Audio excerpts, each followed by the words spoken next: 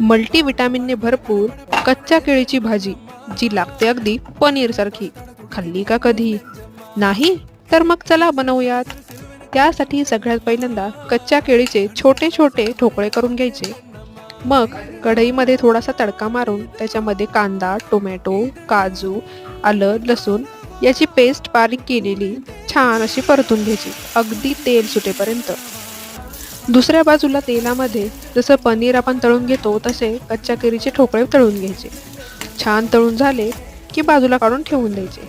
मग कढईतल्या पेस्टमध्ये खूप सारे मसाले घालायचे.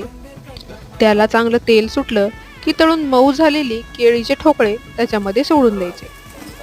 सगळं छानपैकी एकत्र मिक्स करायचं. वरून थोडासा पाण्याचा शिंतोडा मारायचा आणि सगळ्यात शेवटी थोडीशी कोथिंबीर पसरवून झाली तुमची भाजी तयार, जी लागेल अगदी सुरेख. चला सबस्क्राईब करा बरं पटपट.